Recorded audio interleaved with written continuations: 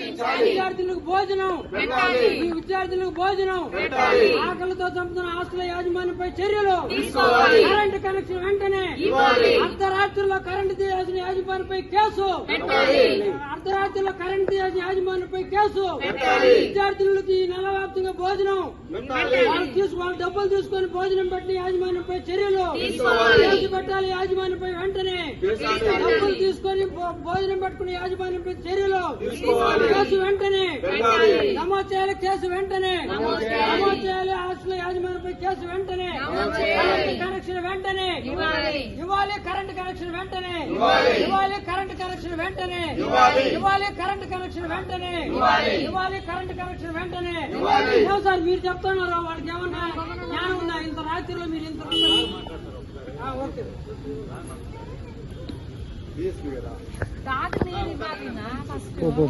Common sense కూడా లేదు.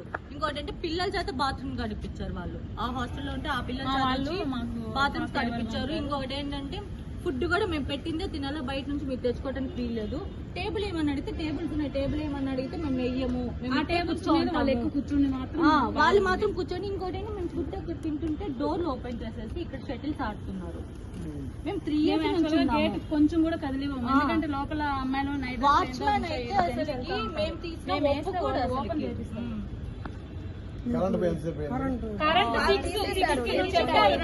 చెప్పారు మాకు హాస్టల్ ఎక్కడ దొరకలేదు, టైం కావాలంటే కరెంట్ చెప్పండి, ఎక్కడైనా న్యాయం అయింది. తీసి వెళ్ళింది కూడా నేను వీడియో తీసాను. ఉమెన్స్ హాస్టల్ ఎస్టీవీ నగర్ లో ఉంది. ఇక్కడ దాదాపు 30 మంది అమ్మాయిలు ఉద్యోగాలు చేసుకుంటూ తమ పనులు చేసుకుంటూ ఇక్కడ ఉంటున్నారు. అయితే ఈ అమ్మాయిలకు ఇప్పుడు వచ్చినటువంటి మేనేజ్మెంట్ ఈ అమ్మాయిలతోటి వాళ్ళు నడుచుకుంటున్నటువంటి పద్ధతి బాగోలేదు. వీళ్ళు కూడా ఏంటంటే మాకు ఇక్కడ ఏమి సౌకర్యాలు లేనందువల్ల మేము షిఫ్ట్ అవుతాము అని చెప్పి ఒక మాట అన్నారు. దాన్ని పట్టుకొని ఈ రోజు 6 గంటలకు వచ్చి ఇప్పటికిప్పుడు మేము పవర్ కట్ చేస్తున్నాం, మీరు వెళ్ళిపోండి అని చెప్పేసి చెప్పడం అనేది చాలా దుర్మార్గం. మొత్తం కూడా అమ్మాయిలు ఉన్నారు. అమ్మాయిలు ఉన్నటువంటి హాస్టల్ కి సెక్యూరిటీ ఇవ్వాల్సినటువంటి పరిస్థితి ఇక్కడ తీసుకున్నటువంటి లీజుకి ఎవరైతే తీసుకున్నారో వాళ్ళకు ఉంది.